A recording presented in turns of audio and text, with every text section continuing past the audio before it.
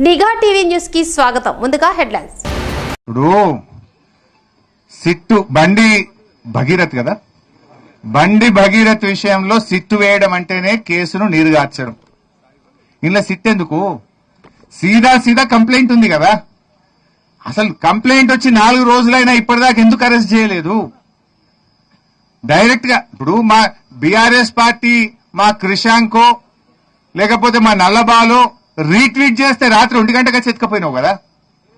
12 బజే రాత్రి ఇంటికి వచ్చి రీట్వీట్ చేస్తే వాళ్ళేమి రేప్ చేయలే, మర్డర్ చేయలే, డ్రగ్స్ తీసుకోలే.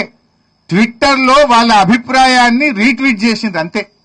దానికి 1 గంట రాత్రి పోయి బీఆర్ఎస్ కార్యకర్తలు అరెస్ట్ చేసి కేసుల మీద కేసులు పెట్టి పీటీ వారెంట్లు వేసి బెయిల్ రాకుండా లోపల పెట్టిన రేవంత్ రెడ్డి 4 రోజులైనా ఒక రేప్ కేసులో కంప్లైంట్ వస్తే ఇప్పటిదాకా నువ్వు అరెస్ట్ చేయలేదంటేనే నీ కుమ్మక్కు రాజకీయం బయటపడుతుంది. ఇప్పుడు ఇంత క్లియర్ కట్ కేసులో 4 రోజులైనా నువ్వు యాక్ట్ చేయలే. ఇప్పుడేమంటున్నావు మళ్ళీ సిట్టు. నువ్వు ఇప్పటికి ఎన్ని సిట్లు వేసినావు? 10 సిట్లు వేసిండు రేవంత్ రెడ్డి. ఒక్క సిట్ అన్నా ఇప్పటికేమైనా రిపోర్ట్ ఇచ్చిందా? నీ 10 సిట్ల రిపోర్ట్లు బయట పెట్టు ఫస్ట్. ఇప్పటిదాకా 10 సిట్లు వేసినావు రేవంత్ రెడ్డి. ఏ సిట్ అన్నా తేల్చిందా? ఏ సిట్టు మీద చర్యలు జరిగినాయా? నువ్వు ఇక్కడ కూడా సిట్టు వేయడం అంటే నీరుగార్చడమే కేసును. ఉద్దేశపూర్వకంగా కుమ్మక్కై నువ్వు ఇలా ఈ సిట్టు వేసి కేసును నీరుగార్చే ప్రయత్నం చేస్తున్నావు.